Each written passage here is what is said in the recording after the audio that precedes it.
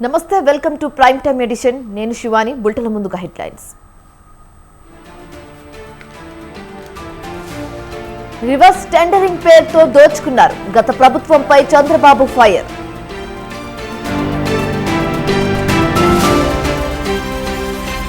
గంజాయి అమ్మకాలను తక్షణమే ఆపేయండి గంజాయి బ్యాచ్ కు అనిత వార్నింగ్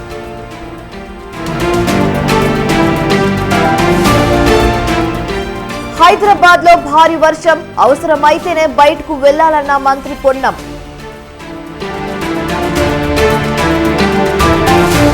వైనాట్ స్థానాన్ని వదులుకున్న రాహుల్ ఉప ఎన్నికల్లో ప్రియాంక పోటీ చేస్తారన్న ఖర్గే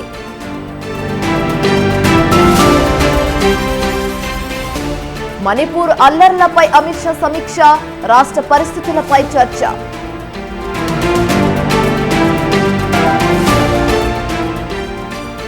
రైల్వేను మోదీ సర్కార్ పట్టించుకోవడం లేదు రైలు ప్రమాదం దురదృష్టకరమన్న దీదీ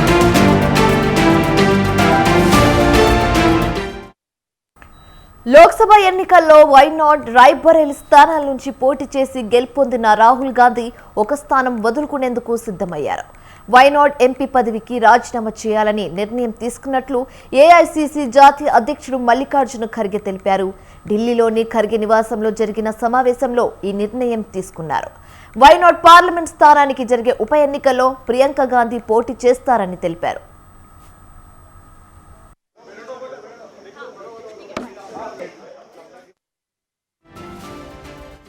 गांधी जी दो जगह से चुन के आए हैं। कानून के तहत उनको एक सीट वेकेट करना पड़ता है और एक सीट पे वो कंटिन्यू कर सकते हैं और वो कल लास्ट डेट रहने की वजह से आज हम बैठ के सभी ने पार्टी ने ये तय कर दिया कि राहुल गांधी जी अपना रायबरेली का सीट रखना चाहिए क्योंकि रायबरेली ये पहले से भी उनके बहुत नजदीक है।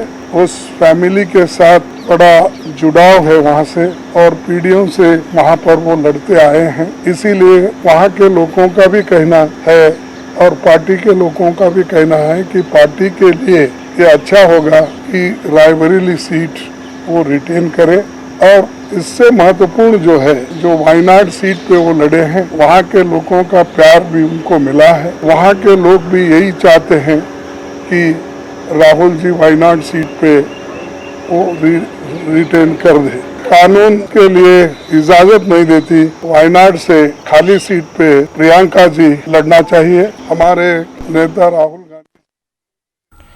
రెండు ప్రాంతాలు ఎంతో ప్రేమ చూపించారని రాహుల్ గాంధీ అన్నారు వైనాడ్ ప్రజలకు ప్రియాంకతో పాటు తాను అందుబాటులో ఉంటానని రాహుల్ గాంధీ హామీ ఇచ్చారు వైనాడ్ ప్రజలకు ఇచ్చిన హామీలు నెరవేరుస్తామన్నారు वायनाड से इमोशनल कनेक्शन है। पिछले 5 सालों में मैं वायनाड का एमपी था और वायनाड के सब लोगों ने हर पार्टी के लोगों ने प्यार दिया तो उसके लिए मैं दिल से धन्यवाद करता हूं और पूरी ज़िंदगी उसको याद रखूंगा। प्रियंका वायनाड से चुनाव लड़ेगी मगर मैं भी पीरियोडिकली वायनाड जाऊंगा और जो वायदे हमने वायनाड को किए थे उनको हम पूरा करेंगे। रायबरेली का पुराना रिश्ता है। काफ़ी खुशी हो रही है कि मैं उनको फिर से रिप्रेजेंट करूंगा मगर आसान निर्णय नहीं था, मुश्किल निर्णय था क्योंकि जुड़ाव दोनों। ఏపీకి ఎంతో కీలకమైన పోలవరం ప్రాజెక్ట్ అనేక సంక్షోభాలను ఎదుర్కొందని సీఎం చంద్రబాబు నాయుడు పేర్కొన్నారు ముఖ్యమంత్రిగా బాధ్యతలు చేపట్టిన అనంతరం చంద్రబాబు నాయుడు తొలిసారిగా పోలవరం ప్రాజెక్టును సందర్శించారు. Spillway, coffer dam, diaphragm wall పనుల పురోగతిపై అధికారులతో సమీక్ష నిర్వహించారు. అధికారులను అడిగి ప్రాజెక్టు వివరాలను తెలుసుకున్నారు. 2014-19కి 72% మనం పూర్తి చేశాం. ఈ రాష్ట్రంలో ప్రతి ఒక్కరు కూడా అర్థం చేసుకోవాల్సిన అవసరం ఉంది. ఒక వ్యక్తి రాజకీయానికి ఉండదగ్గ వ్యక్తి కాని వ్యక్తి రాజకీయాల్లోకి వచ్చి రాష్ట్రానికి ఒక శాపంగా మారి, ఎందుకు నేను ఈ మాట వాడుతున్నానంటే ఇది ఒక ఉదాహరణ. పోలవరం కేస్ స్టడీ ఇలాంటి చాలా జరిగాయి. అతి పెద్ద తప్పు కాదు, తప్పు కంటే కూడా ఒక శాపంగా మార్చేశారు రాష్ట్రానికి. మామూలు కాదు ఇది, క్షమించరాని నేరం కూడా. ఒక చిన్న తప్పు చేసేదో అనుకుంటాం, అలాంటి పెద్ద ఇది చేసి డయాఫ్రామ్ వాల్ ఇక్కడుండే ప్రెస్ లో మీరు చాలా మంది ఉంటారు. నేను దగ్గర 30 సార్లు వచ్చే 31సారి ఈ ప్రాజెక్ట్ కి. నా మనసంతా ఈ ప్రాజెక్ట్ మీద ఉంటుంది. అందరికంటే ఎక్కువ బాధపడే వ్యక్తిని నేనే. నా కష్టాన్ని బూడిదలో పోసిన పన్నీరుగా చేశారు. డయాఫ్రామ్ వాల్ 4 చోట్ల బ్రిడ్జ్ అయిపోయింది. 35% డ్యామేజ్ అయింది. మనం ఆ రోజు ఈ యొక్క డయాఫ్రామ్ వాల్ మీరు ఒక్కసారి చూస్తే మొత్తం 446 కోట్ల రూపాయలతో డయాఫ్రామ్ వాల్ వాటర్ ఫుటింగ్ లో అప్పుడు కూడా ప్రాబ్లమ్స్ ఉంటే 2 సీజన్లో పూర్తి చేశాం. ఆ డయాఫ్రామ్ వాల్ కాపాడవలసినటువంటి ప్రభుత్వం కాపాడకుండా ఇష్టానుసారంగా ప్రాజెక్టు యొక్క ఫేట్ తో ఆడుకొని ఇప్పుడు మొత్తం ఈ డ్యామేజ్ అయితే ఆ డ్యామేజ్ కూడా కనుగొనడానికి ఒక 1 year పట్టింది. నేను ఒక 100 సార్లు ఈ ప్రాజెక్ట్ గురించి రివ్యూ చేసుంటాను. పైన కాఫర్ డ్యామ్ ఉంది, కిందన కాఫర్ డ్యామ్ ఉంది. 550 కోట్ల రూపాయలతో పైన ఒక 250 కోట్లతో కిందన కాఫర్ డ్యామ్ 2 కట్టారు. ఇప్పుడు వీళ్ళు చేసిన నిర్వాహకం మధ్యలో గ్యాప్, లాస్ట్ లో గ్యాప్ ఉంటే ఆ లాస్ట్ గ్యాప్ ను ఫిలప్ చేయలేదు. రీజన్, ఆ సమయంలో ఏజెన్సీ లేరు, ఇంజనీర్ లేరు. ఆ నీళ్లు వచ్చాయి. ఆ నీళ్లు వచ్చి మొత్తం ఆ ఉధృతంతో కింద నుండి ఇసుకుని ఎక్కడికక్కడ పైకి వేసింది, ఎక్కడికక్కడ. ఇప్పుడు ఇవన్నీ చూసిన తర్వాత ఎన్నేళ్లు పడుతుందని అడిగాను. ఆ రోజు కానీ కంటిన్యూ ఉంటే 2020 ఎండుకు పూర్తి అయిపోయింది ప్రాజెక్ట్. ఈ రోజు 5 ఏళ్ళు అయిపోయింది. ఇప్పుడు ఎప్పుడు అవుతుందంటే 4 సీజన్లు కావాలంటున్నారు మినిమం. 4 సీజన్లు అంటే 4 ఏళ్ళు. అన్ని సవ్యంగా జరిగితే మళ్ళా ఒక వ్యక్తి రాష్ట్రానికి ఒక శాపంగా ఎట్లా మారుతారనేది ఇది ఒక కేస్ స్టడీ. కాఫర్ డ్యామ్ ద్వారా డయాఫ్రామ్ వాల్ చేయలేము. దీన్ని లిఫ్ట్ చేయాలంటే ఇంకొక ప్రమాదం. వచ్చిన వాటంతా లిఫ్ట్ చేయాలంటే దానికి డబుల్ ఎక్స్పెండిచర్. మళ్ళీ ఎంత కాంప్లికేట్ చేయాలనో అంత కాంప్లికేట్ చేశారు. ఎన్ని చిక్కుముడులు వేయాలో అన్ని చిక్కుముడులు వేశారు. ప్రాజెక్ట్ ని గందరగోళం చేశారు. ఆవరేజ్ ఎవ్రీ ఇయర్ 13,683 కోట్లు ఖర్చు పెట్టాం. వీళ్ళు వచ్చిన తర్వాత దాన్ని 7,100 కోట్లు తగ్గించేశారు. బడ్జెట్ పెరిగింది, ఎక్స్పెండిచర్ తగ్గించారు. ఆ డబ్బులు కూడా కాంట్రాక్టర్లకు అడ్వాన్స్ ఇచ్చుకున్నారు తప్ప ఎక్కడ ఏ పని కాలేదు. అంత మునుపు కూడా రాజశేఖర్ ముఖ్యమంత్రిగా ఉంటే 4,200 కోట్లు ఖర్చు పెట్టాడు. తర్వాత 3,430 కోట్లు ఖర్చు పెట్టారు. ఫస్ట్ టైం చరిత్రలో 13,683 కోట్ల రూపాయలు ఎవ్రీ ఇయర్ ఖర్చు పెట్టి సాగునీరు కోసం ఎక్కువ ప్రాధాన్యత ఇచ్చాం. పోలవరాన్ని కూడా ముందుకు తీసుకెళ్లాం. ఈ రోజు ఈ పరిస్థితిలో అలాంటివన్నీ స్టడీ చేసి మనం ఏం చేయాలో చేయడం, దీన్ని కంప్లీట్ చేసుకోవాలి. ఇది ఒక కేస్ స్టడీగా ప్రతి ఒక్కరికి అర్థం కావాలి. రాష్ట్రంలో ఉండే ప్రతి ఒక్క వ్యక్తికి సంబంధించిన ప్రాజెక్ట్ ఇది. తెలంగాణలో పవర్ పాలిటిక్స్ కాకరేపుతున్నాయి. బీఆర్ఎస్ వర్సెస్ కాంగ్రెస్ ఎపిసోడ్తో రాజకీయం రంజుగా మారింది. విద్యుత్ కొనుగోలుపై గులాబీ బాస్ మాజీ సీఎం కేసీఆర్ టార్గెట్ గా మాటలు తూటలు పేలుతున్నాయి. జస్టిస్ నరసింహ కమిషన్ విచారణతో ఈ దుమారం మరింతగా పెరిగింది. విచారణ పారదర్శకంగా లేదని, రాజకీయ కక్షనని బీఆర్ఎస్ ఆరోపిస్తుంటే, మరోపక్క వ్యవస్థలను గౌరవించడం లేదని బీజేపీ, కాంగ్రెస్ విమర్శిస్తుంది. మరి ఎవరి మాటల్లో ఎంత నిజముంది? తదుపరి చర్యలేంటి? Watch the story.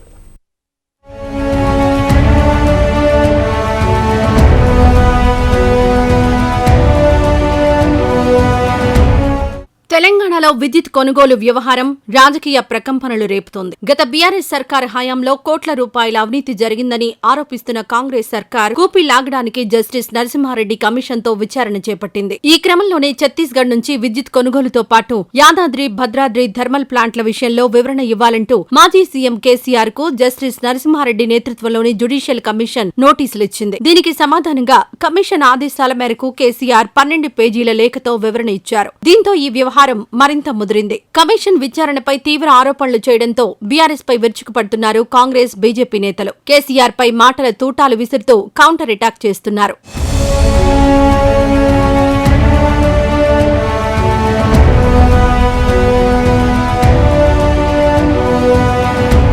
కేసీఆర్ ఏ తప్పు చేయకపోతే కమిషన్ ముందు విచారణకు హాజరైతే వచ్చే నష్టమేంటని ప్రశ్నించారు డిప్యూటీ సీఎం భట్టి విక్రమార్క. అసెంబ్లీలో బీఆర్ఎస్ ఎమ్మెల్యే జగదీష్ రెడ్డి కోరడంతోనే గత ప్రభుత్వంలోని విద్యుత్ కొనుగోళ్లపై కమిషన్ ఏర్పాటు చేశామని తెలిపిన భట్టి గతంలో మాజీ ప్రధాని ఇందిరాగాంధీ కూడా కమిషన్ ముందు హాజరయ్యారని గుర్తు చేశారు. గత బీఆర్ఎస్ హయాంలో అన్ని శాఖల్లో కేసీఆర్ ప్రమేయంతోనే స్కామ్లు జరిగాయని ఆరోపించారు కాంగ్రెస్ నేత అద్దంకి దయాకర్. ఎవరైనా అధికారులు లేకపోతే ఇతరత్ర ఎవరైనా వాటి మీద కనుక తప్పుడు ప్రచారం చేస్తేనో మిమ్మల్ని డిఫేమ్ చేయాలని చూస్తే మీరు చట్ట ప్రకారం వెళ్ళొచ్చు.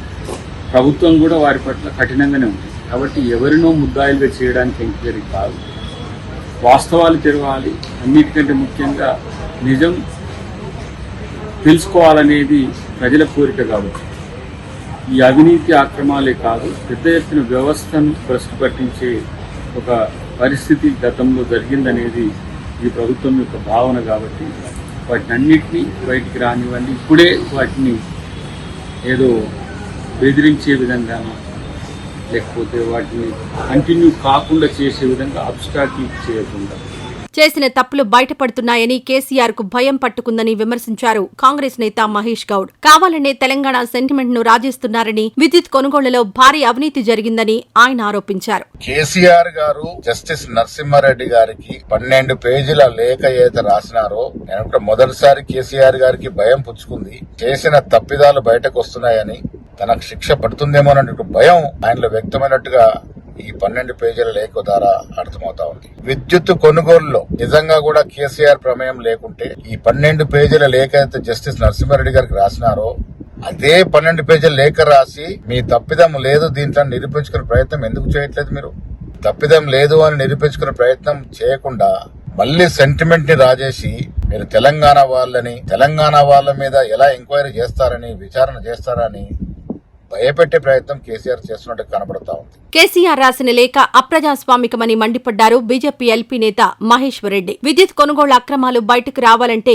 కేంద్ర దర్యాప్తు సంస్థ సీబీఐ చేత విచారణ జరిపించాలని ఆయన డిమాండ్ చేశారు. పవర్ పర్చేజ్ సంబంధించినటువంటి విషయంలో జస్టిస్ నరసింహారెడ్డి గారు విచారణ సంఘం నేను ప్రత్యేకంగా వారిని కోరుతా ఉన్నా, మరో వారం రోజుల పాటు గడువు పొడిగించాలని చెప్పని నేను విజ్ఞప్తి చేస్తాను. కేవలం ఈ విచారణ అనేది అధికారులకు పరిమితం చేయటం కాకుండా ఆనాడు బలమైనటువంటి ఆధారాలతో ఈ ఒప్పందాలని తప్పుపట్టినటువంటి రేవంత్ రెడ్డి గారిని, ఉత్తమ్ కుమార్ రెడ్డి గారిని, అదే రకంగా జానారెడ్డి గారిని కూడా ఈ కమిషన్ పిలవాలని చెప్పని భారతీయ జనతా పార్టీ పక్షాన నేను డిమాండ్ చేస్తా ఉన్నా. అందుకు ఒక వారం రోజులు గడువు కూడా పెంచాలని చెప్పని కూడా నేను కోరుతా ఉన్నా. ఈ సందర్భంలో విద్యుత్ కొనుగోళ్లు, పవర్ ప్లాంట్ల నిర్మాణంలో కమిషన్ ఇచ్చే తీర్పు ఫైనల్ కాదని, కోర్టు తీర్పే ఫైనల్ అని అన్నారు బీఆర్ఎస్ ఎమ్మెల్యే, మాజీ మంత్రి జగదీష్ రెడ్డి. గత బీఆర్ఎస్ పాలనలోనే విద్యుత్ కొనుగోళ్లపై కాంగ్రెస్, బీజేపీ నేతలకు అసెంబ్లీలో సమాధానం ఇచ్చామన్న ఆయన 15 వరకు సమయం ఇచ్చి 11న నరసింహారెడ్డి మీడియా సమావేశం ఎట్లా ఏర్పాటు చేశారని ప్రశ్నించారు. ఇప్పటికి కూడా ఈ ప్రభుత్వం వచ్చి మళ్ళీ శాసనసభలో శ్వేతపత్రం విడుదల చేస్తూ విద్యుత్ శాఖ పైన చర్చ పెడితే నేను ఆ సందర్భంలో కూడా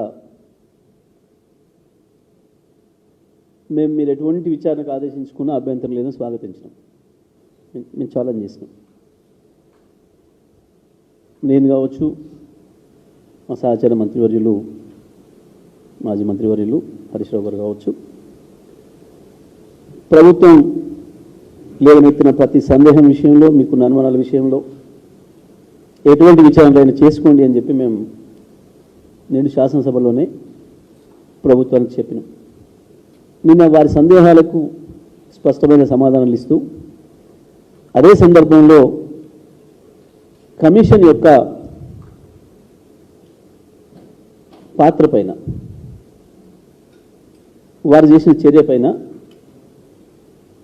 వారు చేసింది పొరపాటని, అది చేయకూడని పనని, గత కమిషన్లు ఎప్పుడు కూడా ఇటువంటి పని చేయలేదనే విషయాన్ని చెప్తూ, మరోపక్క కేసీఆర్ రాసిన లేఖపై స్పందించారు power commission chief justice Narasimha Reddy. KCR లేఖపై నిపుణులతో చర్చిస్తామని, వాస్తవాలపై బీహెచ్ఈఎల్ ప్రతినిధులను కూడా వివరాలు అడుగుతామని తెలిపారు. కేసీఆర్ అభ్యంతరాలపై పునః పరిశీలన చేసి తదుపరి చర్యలపై నిర్ణయం తీసుకుంటామన్నారు. మొత్తానికి ఇలా విద్యుత్ కొనుగోలు వ్యవహారం రాజకీయ ప్రకంపనలు రేపుతోంది. ఒకరిపై ఒకరు మాటల దాడితో దుమ్మెత్తి పోసుకుంటున్నారు. మరి కేసీఆర్ రాసిన లేఖతో కమిషన్ సంతృప్తి పడుతుందా, లేదంటే ఎలాంటి చర్యలకు దిగనుంది అన్నది ప్రస్తుతం ఆసక్తికర అంశంగా మారింది.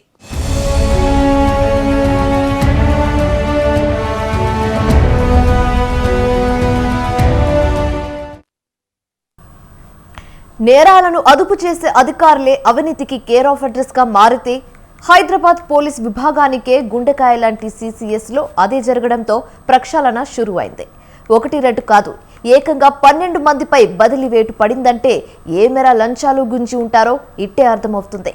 అందుకే అలాంటి వారిని ఏరి పక్కన పెట్టే పనిలో పడ్డారు నగర కమిషనర్. మరి ఎవరా అధికారులు, ఇంకా లిస్ట్ ఏమైనా ఉందా? Let's watch the story.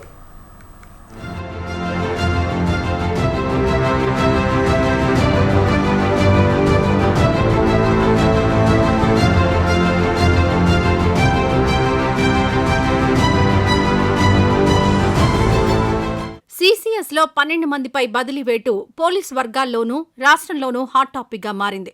అసలేం జరిగిందంటే, హైదరాబాద్ పోలీస్ విభాగానికే గుండెకాయ వంటి నగర నేర పరిశోధన విభాగం CCS అవినీతికి అడ్డాగా మారడంతో ప్రక్షాళనపై ఫోకస్ పెట్టారు పోలీస్ కమిషనర్. సిబ్బందిపై అవినీతి ఆరోపణలు, ఏసీబీ దాడులను సీరియస్గా తీసుకున్న ఆయన ఒకేసారి 12 మంది ఇన్స్పెక్టర్లను మల్టీ జోన్ 2కు బదిలీ చేశారు. వెంటనే రిపోర్ట్ చేయాలని ఆదేశిస్తూ ఉత్తర్వులు జారీ చేశారు. అలాగే అవినీతి బాగోతంపై ఆరా తీస్తున్న సిపి కింది స్థాయి నుంచి పై స్థాయి వరకు ఎక్కడ ఏం జరిగిందన్న దానిపై కూపీ లాగుతున్నారు.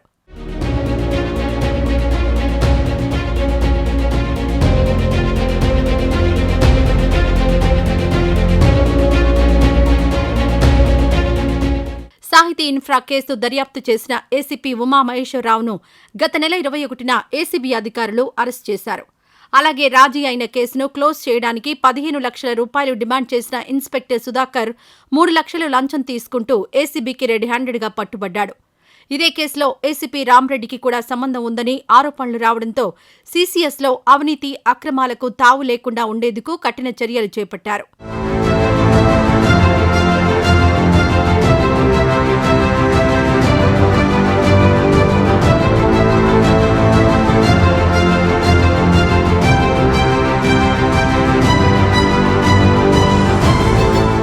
సంచలనాత్మక నేరాలతో పాటు భారీ స్కామ్లను CCS అధికారులు దర్యాప్తు చేస్తారు. 25 లక్షల కంటే ఎక్కువ మొత్తంతో ముడిపడి ఉన్న సొత్తు సంబంధిత నేరాలు, 75 లక్షలకు మించిన మొత్తంతో కూడిన మోసాల కేసులు CCS పరిధిలోకొస్తాయి. ఈ విభాగమే నేరుగా కొన్ని కేసులు కూడా నమోదు చేస్తుంది. నగరంలోని ఇతర పోలీస్ స్టేషన్లలో నమోదైన వాటిని సిటీ పోలీస్ కమిషనర్ దర్యాప్తు నిమిత్తం ఈ విభాగానికి బదిలీ చేస్తుంటారు. CCS దర్యాప్తు చేసే కేసుల్లో అత్యధికం కోట్ల రూపాయలతో ముడిపడి ఉంటాయి. ఇలాంటి హైదరాబాద్ పోలీస్ కమిషనరేట్కి కేంద్ర బిందువుగా మారిన CCSలోనే అవినీతి జరగడం, ఒకేసారి 12 మంది బదిలీ కావడం పోలీస్ వర్గాల్లో హాట్ టాపిక్గా మారింది.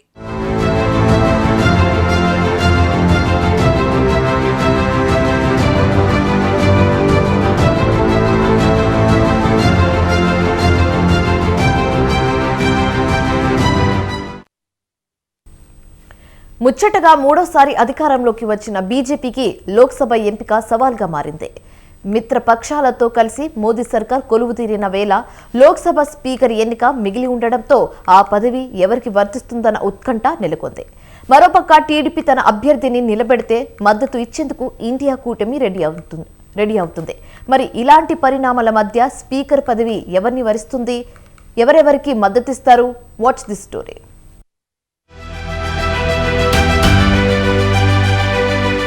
భాగస్వామ్య పార్టీలతో కలిసి మూడోసారి కేంద్రంలో అధికార పగ్గాలు చేజిక్కించుకున్నారు కమలనాథులు. దీంతో మరోసారి మోదీ ప్రభుత్వం కొలువుతీరింది. మంత్రులకు శాఖలు కేటాయించడంతో వారంతా బాధ్యతలు స్వీకరించి తమ విధులు నిర్వర్తించడంలో మునిగిపోయారు. అయితే అత్యంత గౌరవప్రదమైన లోక్సభ స్పీకర్ పదవి మాత్రమే మిగిలి ఉండడంతో ఆ పదవి అందరినీ ఊరిస్తోంది. ముఖ్యంగా అధిక స్థానాలు దక్కించుకుని బీజేపీ ప్రభుత్వ ఏర్పాటులో కీలకమైన టీడీపీ, జేడీయూ పార్టీల అధినేతలు ఈ పదవిపై కన్నేశారు. మరోపక్క బీజేపీ కూడా ఈ పదవిని వదులుకునేందుకు సిద్ధంగా లేదన్న టాక్ వినిపిస్తోంది. ఈ నేపథ్యంలోనే ఏపీ నుంచి పురంధేశ్వరికి ఛాన్స్ ఇవ్వచ్చు అన్న వార్త కూడా వైరల్ అవుతోంది. మరి ఇలాంటి పరిణామాల మధ్య ఎన్డీఏ కూటమి నుంచి స్పీకర్ పదవి ఎవరిని వరిస్తోంది? బీజేపీ హైకమాండ్ దృష్టిలో ఉన్నదెవరు అన్న ప్రశ్నలు పొలిటికల్ వర్గాల్లో హాట్ టాపిక్ గా మారగా సర్వత్రా ఉత్కంఠ నెలకొంది.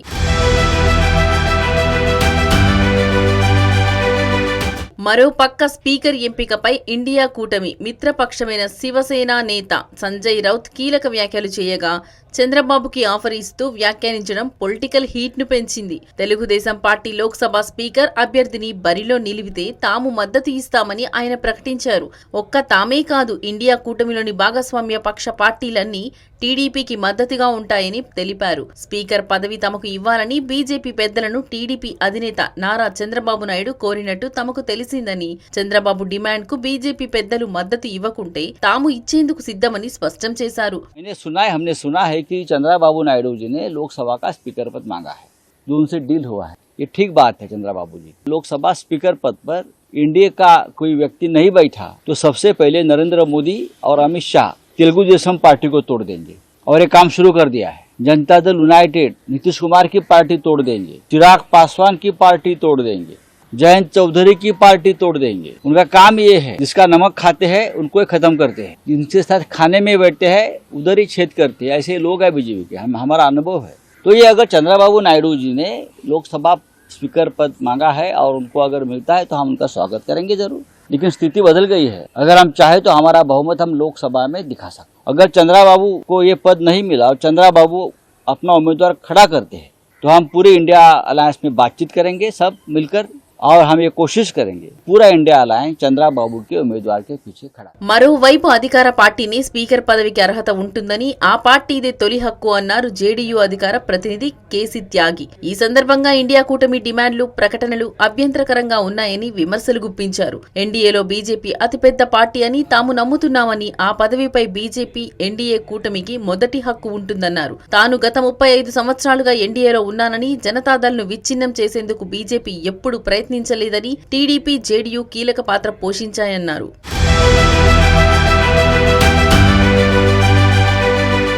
ఇక ఇలాంటి పరిణామాల మధ్య రక్షణ మంత్రి రాజ్నాథ్ సింగ్ ఇంట్లో నిర్వహించిన బీజేపీ రహస్య సమావేశంపై చర్చ సాగుతోంది. ఈ భేటీకి జేపీ నడ్డా, అశ్విని వైష్ణవ్, కిరణ్ రిజిజు, లాలన్ సింగ్, చిరాగ్ పాస్వాన్ హాజరవ్వగా స్పీకర్, డిప్యూటీ స్పీకర్ అభ్యర్థితో పాటు ప్రతిపక్ష పార్టీలను ఆకర్షించే వ్యూహంపై చర్చ జరుగుతున్నట్లు తెలుస్తోంది. మరోవైపు ఎన్నికల ఫలితాలు వెలువడిన అనంతరం కేబినెట్ లో కొన్ని కీలక శాఖలతో పాటు లోక్సభ స్పీకర్ పదవిని తమకు కేటాయించాలని బీజేపీ పెద్దలను ఎన్డీఏ భాగస్వామి పక్షాల అధినేతలు కోరినట్లు సమాచారం.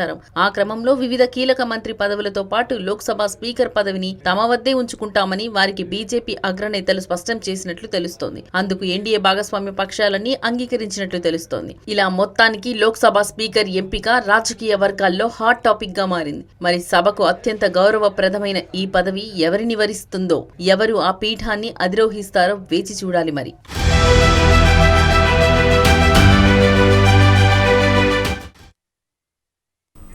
తాజా ఎన్నికల ఫలితాల నేపథ్యంలో ఇక అన్నాడీఎంకే పనైపోయిందని భావించవద్దని తమిళనాడు దివంగత ముఖ్యమంత్రి జయలలిత నెచ్చెలి శశికళ అన్నారు. పార్టీలోకి తన ప్రవేశం ప్రారంభమైందని, 2026 అసెంబ్లీ ఎన్నికల్లో గెలుపు పొంది అమ్మ పాలనను తిరిగి తీసుకొస్తామని ప్రకటన చేశారు. ప్రతిపక్ష నాయకుడికి హోదాలో కె పళనిస్వామి ప్రభుత్వాన్ని నిలదీయలేకపోతున్నారని శశికళ ఆరోపించారు. ఇకపై తానే అధికార పక్షాన్ని ప్రశ్నిస్తానని చెప్పారు.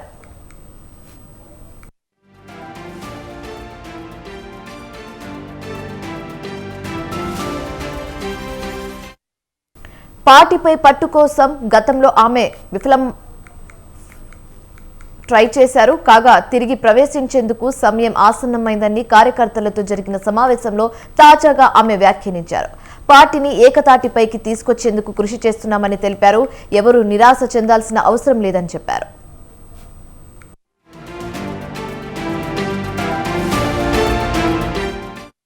త్వరలోనే తాను రాష్ట్ర వ్యాప్త పర్యటన చేపట్టి డీఎంకే పాలనను ఎండగడతానని శశికళ చెప్పారు.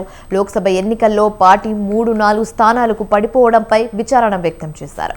కొన్ని స్థానాల్లో డిపాజిట్లు కూడా దక్కలేదని వాపోయారు. త్వరలో అందరినీ ఏకతాటిపైకి తీసుకొచ్చి పార్టీకి పూర్వ వైభవం తీసుకొస్తానని ధీమా వ్యక్తం చేశారు.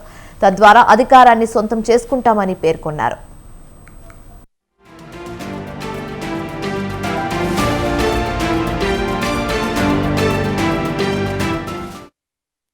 జయలలిత మరణ అనంతరం జరిగిన ఎన్నికల్లో అన్నా డీఎంకే వరుస ఓటమిలు ఎదుర్కొంటుంది. ఇందుకు కారణం పార్టీలో నెలకొన్న వర్గపోరే అని కార్యకర్తలు చర్చించుకుంటున్నారు. దీంతో పన్నీర్ సెల్వం పళనిస్వామి ద్వంద్వ నాయకత్వాన్ని మార్చాలన్న డిమాండ్ పెరుగుతుంది. అయితే ఈ తరుణంలో శశికళ పేరు ప్రధానంగా వినిపిస్తోంది.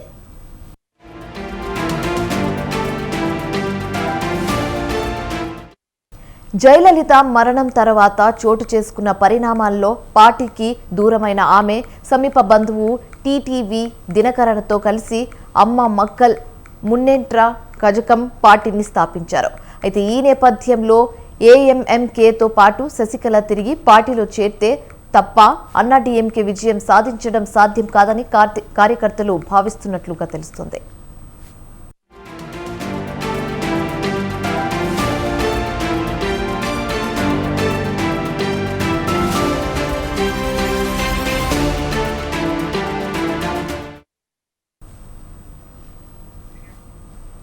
కర్ణాటకలోని నటుడు దర్శన్ అభిమాని రేణుకస్వామి హత్య కేసులో విస్తపోయే వాస్తవాలు వెలుగులోకి వస్తున్నాయి. హత్యకు ముందు అతన్ని చిత్రహింసలకు గురిచేస్తున్నట్లుగా పోస్ట్ మార్టం నివేదికలో వెల్లడైంది. ఈ క్రమంలో అతడికి కరెంట్ షాక్ ఇచ్చినట్లు తేలింది. ఇటీవల అరెస్టు చేసిన కేబుల్ వర్కర్ ధనరాజ్ను విచారించగా ఈ విషయాలు బయటకు వచ్చాయని పోలీసు వర్గాలు పేర్కొన్నారు.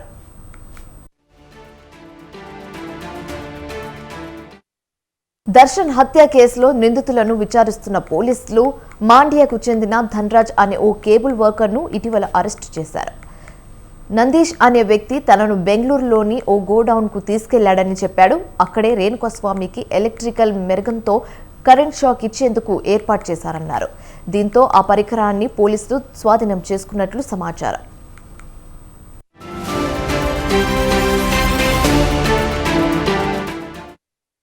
షెడ్డులోనే బాధితుడిపై చిత్రహింసలు పెట్టారని పోలీసులు గుర్తించారు. తాను శాకాహారి అని చెప్పినా బలవంతంగా బిర్యానీ ఎముకలను నోట్లో పెట్టి తినిపించారని తెలిపింది. అనంతరం అతడిపై పవిత్ర గౌడ్ దర్శన్తో పాటు ఇతరులు దాడి చేస్తున్నట్లు సమాచారం. మొత్తంగా బాధితుడి శరీరంపై 39 గాయాలుండగా వీటిలో 7-8 చోట్ల కాలిన గాయాలున్నాయని పోలీసులు గుర్తించారు.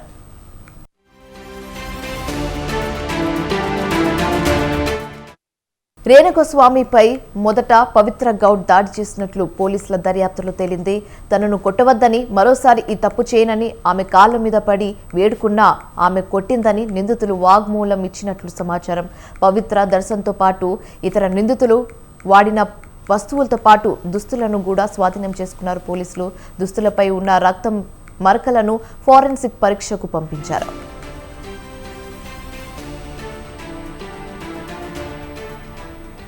మరోవైపు హత్య అనంతరం రేణుకస్వామి ఒంటిపై ఆభరణాలను నిందితులు దోచుకున్నట్లు తెలుస్తుంది. హత్య జరిగిన సమయంలో పవిత్ర మేనేజర్ దేవరాజ్ కూడా ఘటనా స్థలంలోనే ఉన్నాడని తేలడంతో అతన్ని కూడా పోలీసులు అరెస్టు చేసి విచారిస్తున్నారు.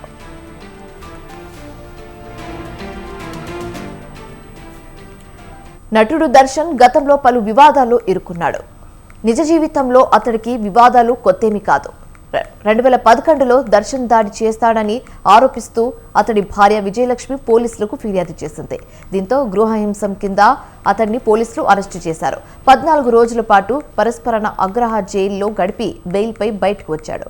ఆ తర్వాత కోర్టు బయట రాజీ చేసుకున్నాడు.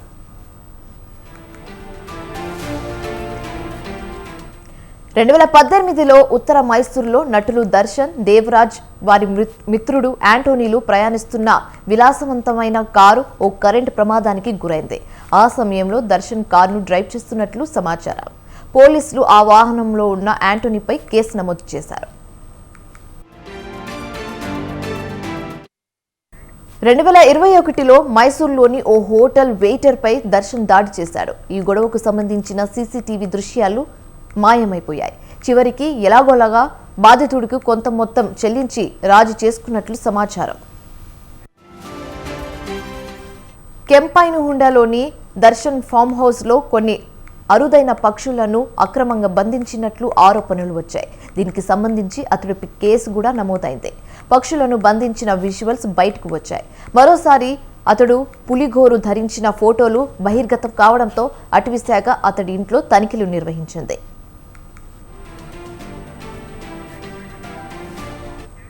రెండు 2023లో దర్శన్ కు చెందిన కుక్క ఒక మహిళపై దాడి చేసింది. దీనికి సంబంధించి అతడిపై కేసు నమోదైంది. దర్శన్ కు చెందిన 3 కుక్కలు తన కారు పక్కనే ఉన్నట్లు గ్రహించిన పొరుగింటి మహిళ వాటిని తీసుకెళ్లాలని దర్శన్ సహాయకుడికి చెప్పింది. ఈ సందర్భంగా వారి మధ్య వివాదం మొదలైంది. అంతలోనే ఓ కుక్క ఆ మహిళపై దాడి చేసింది. ఆ సమయంలో దర్శన్ అక్కడ లేడు. తాజాగా పవిత్ర గౌడ్కు అభ్యంతకర సందేశాలు పంపాడంటూ ఓ అభిమానిని చిత్రహింసలకు గురిచేసి చంపినట్లు తీవ్ర ఆరోపణలు ఎదుర్కొంటున్నాడు. కనికరించమని సదరు అభిమాని బతిమాలిన దర్శన్ మనుషులు పట్టించుకోకుండా హత్య చేసినట్లు ఆరోపణలు ఎదుర్కొంటున్నారు.